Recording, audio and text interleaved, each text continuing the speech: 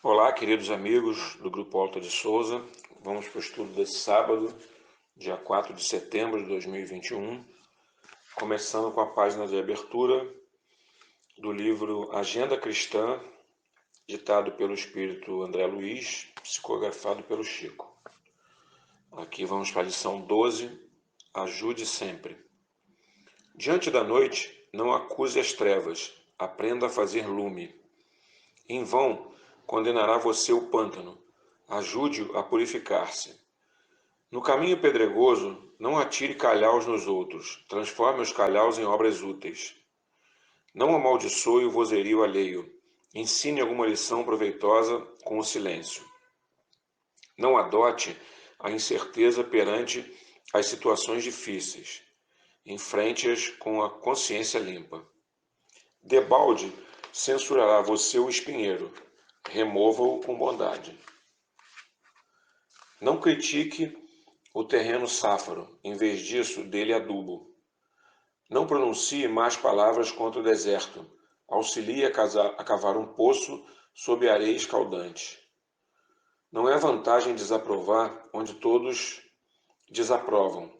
Ampare o seu irmão com a boa palavra. É sempre fácil observar o mal e identificá-lo. Entretanto, o que o Cristo espera de nós outros é a descoberta e o cultivo do bem para que o divino amor seja glorificado. Vamos agradecer a Deus, nosso Pai, a Jesus, nosso Mestre amado, aos bons espíritos que nos acompanham, que nos orientam, que nos amam, que nos protegem, pedindo as bênçãos para esse estudo, para que as palavras aqui faladas, lidas e ouvidas sejam úteis e nos façam refletir, nos façam manter o conselho de vigiar e orar e nos façam principalmente olhar para dentro de nós e vermos o que elas trazem diretamente para cada um de nós.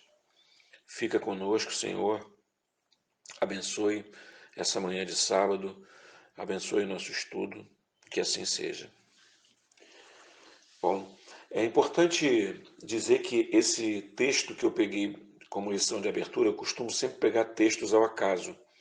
Eu dificilmente pego um texto e vou procurá-lo. Eu pego os livros ali que tem na estante, pego um livro ao acaso e abro uma página ao acaso. E como a gente sabe que o acaso não existe, Kardec já nos ensinou isso há tanto tempo, esse texto que eu acabei de ler tem muito a ver com o que Joana de Ângeles nos fala no estudo de hoje, que é o estudo Produze Tu, do livro Dimensões da Verdade. É impressionante, mesmo a gente estudando a doutrina há tanto tempo, mesmo a gente ouvindo palestras, fazendo estudos, o quanto a gente se surpreende com a presença dos espíritos, com a orientação dos espíritos para o nosso bem. Então, o que basicamente esse texto fala, eu vou resumir, depois a gente vai conversando aos poucos sobre sobre cada ponto, mas o que basicamente esse texto fala é basicamente o que o texto que eu acabei de ler da abertura também diz, que a gente, em vez de reclamar, de falar, de maldizer, a gente precisa agir, a gente precisa mudar, a gente precisa ter uma atitude ativa em relação a tudo que a gente vê de errado, tudo que a gente vê que não bate com as nossas ideias. Então não adianta a gente se lamuriar, não adianta a gente reclamar, a gente apontar os erros se nós não fazemos nenhum movimento para consertar o que a gente vê de errado, se nós não fazemos nenhum movimento para nos melhorarmos, consertarmos a nós mesmos antes de qualquer outra coisa, e passamos a vida nos lamuriando e cultivando e alimentando nossas decepções, nossas frustrações e tudo aquilo que não nos agrada. Então, Joana e André Luiz vêm com os mesmos conselhos, com a mesma ideia, para que a gente haja mais, em vez de apenas falar, em vez de apenas apontar o erro, em vez de apenas nos lamentarmos. Então aqui Joana começa mostrando as nossas mãos vazias, né? Coração cheio de mágoa, né? E a gente paralisado, no sentido de pessimismo, no sentido de desânimo e sem produzir nada. Eu já há algum tempo eu venho aprendendo, eu venho percebendo, né, que a melhor forma mesmo que a gente tem de encarar nossos problemas e superar nossos problemas, e muitas vezes quando não é possível superar, né, a gente conviver com os nossos problemas sem revolta, sem desespero, é ação. Eu acho que eu acho não, eu tenho certeza absoluta e os espíritos vêm sempre confirmar isso. A ação é o melhor caminho. A ação, o movimento, a tomada de providência, a tomada de atitude é sempre o melhor caminho. É sempre a melhor escolha que a gente pode fazer. Então, aqui como diz no texto, né, a gente examina um antigo sítio feliz e hoje vê aquele sítio abandonado, né, em ruínas, né, a gente vê, a gente olha para aquilo e se lamenta, nossa, isso era assim, isso era daquele jeito. E o que a gente fez para manter aquilo, né? Quando a gente vê uma obra destruída, quando a gente vê uma coisa se deteriorando, o que a gente faz para evitar isso? Em geral, a gente só lamenta, a gente fica olhando, observando, a gente não toma nenhuma providência e a gente fica lamentando e lamentando a gente não consegue mudar nada, a gente não consegue melhorar nada apenas falando e apenas apontando o erro. É uma geração, é um momento, né, uma geração atual que nós temos que aponta muitos erros e pouco faz para corrigir esses erros. Então esse texto, né, esse imperativo que Joana nos mostra, né, produze tu, né, o que nós produzimos, o que nós fazemos, o que está ao nosso alcance, né, o que a gente pode qual o movimento, né, até onde a gente pode estender a nossa mão para mudar aquilo que não está nos agradando. Né? Isso talvez a principal reflexão desse texto, né, desse estudo. Né? É a gente olhar e toda vez que virmos alguma coisa errada, toda vez que virmos alguma coisa que não nos agrada, a primeira coisa que a gente deve pensar, a primeira atitude que a gente deve ter é o que fazer para modificar isso. O que eu posso fazer, não o que eu espero que o outro faça. O que eu posso fazer. Aqui, Joana fala da questão de que a gente esperava muito, né, das pessoas que esperavam muito da doutrina, né, que a gente procura o agasalho na doutrina, e, aqui ela diz, né, constataste quase alegre, embora inconsciente, que os comensais do banquete espiritista eram homens comuns, espíritos doentes, quanto tu próprio, tão doentes quanto tu próprio. Né? Todos têm problemas, todos sofrem. E a gente tem sempre essa atitude de esperar, essa atitude passiva de achar que, bom, agora com a doutrina, no meio talvez desse centro, dessa casa espírita, as coisas vão começar a se resolver para mim, como se bastasse a gente estar no local, ou como se bastasse a gente estar entre pessoas para que os nossos problemas comecem a assumir, que os nossos problemas comecem a se atenuar. E não é assim. Né? Os nossos problemas, eles se atenuam, eles somem, ou a gente aprende a conviver com eles quando a gente age. Né? A melhor forma que a gente tem é a ação, é o movimento. E o movimento, ele não necessariamente precisa ser algo gigantesco, algo magnânimo. Muitas vezes o movimento, a gente precisa fazer esse movimento de forma gradativa. São pequenos movimentos. O que a gente pode fazer aqui, o que a gente pode fazer ali. São pequenos movimentos que nos ajudam a produzir, né? Como Joana nos convida aí a produzir. Vamos produzir nós mesmos. Então, o exemplo que ela cita aqui é aquele famoso exemplo do donativo da viúva pobre, né? E é isso. O que está ao nosso alcance? A gente pode resolver todos os problemas do mundo? Não. A gente não vai resolver os problemas, a gente não vai mudar o mundo. Normalmente a gente tem essa visão quando a gente é jovem, né? A gente acha que pode mudar o mundo, que a gente pode resolver e nós aderiremos sempre a algum tipo de revolução que vá mudar o mundo, e o mundo não vai mudar dessa forma. O mundo vai mudar quando cada um de nós começar a mudar.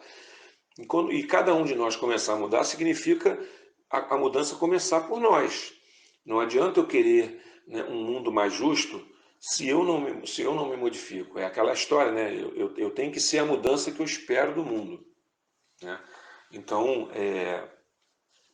esperar, lamentar,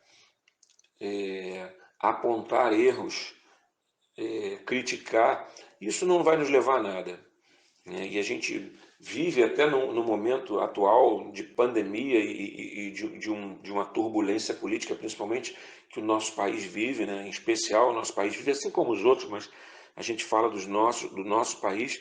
A gente vive num momento turbulento em que a gente discute política, a gente discute economia, a gente discute sobre a pandemia e a gente faz muito pouco, a gente age muito pouco.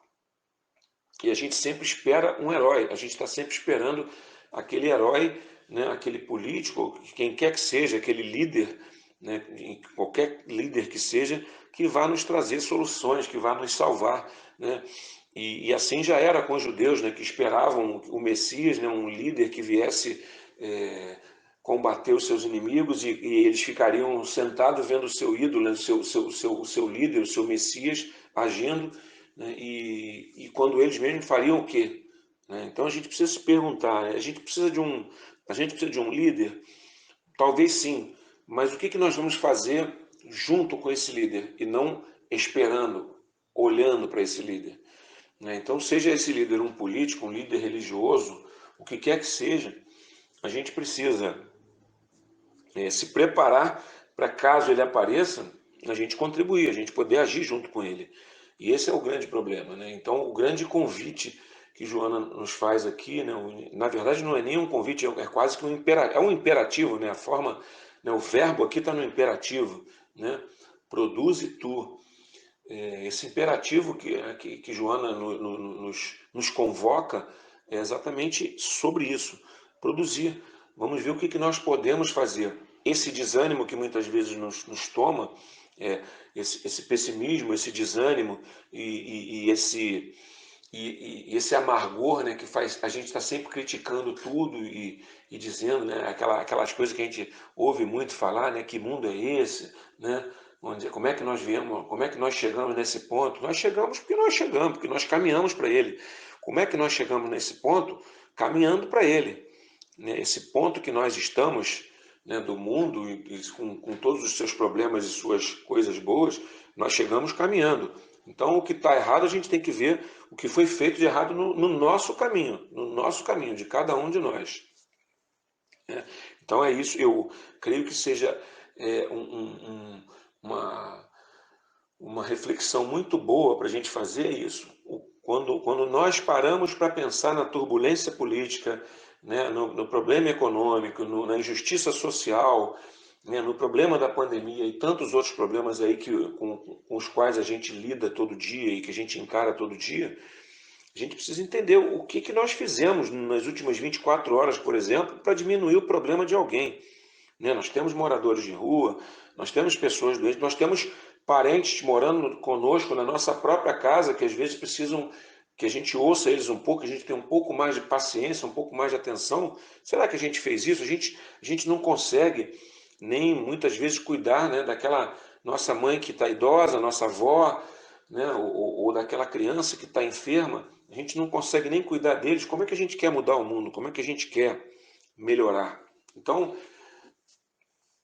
vamos seguir esse conselho, né, de Joana, na medida das nossas limitações, mas vamos seguir esse conselho no sentido de produzir mais, né, falar menos, apontar menos, né, e ao verificarmos o que está errado, o que não nos agrada, vermos, né, e avaliarmos o que podemos fazer para mudar aquilo. Espero que tenha sido útil esse estudo e que realmente a gente possa tentar mudar um pouco as nossas atitudes para que as coisas comecem a mudar, porque as coisas só vão mudar com a nossa mudança de atitude e o nosso despertar para o movimento. E assim, queria agradecer a Deus mais uma vez, a Jesus, nosso Mestre amado, aos nossos espíritos, a Joana de Ângeles, que nos deu esse texto, a Alta de Souza, que dirige nossa casa, e a tantos outros espíritos, agradecer por essa oportunidade de estarmos estudando, agradecer por cada dia que nos é dado para aprendermos, para agirmos, e que nós possamos, então, manter a nossa fé, mas uma fé ativa e uma fé baseada em movimento e atitude. Que assim seja, Senhor, graças a Deus.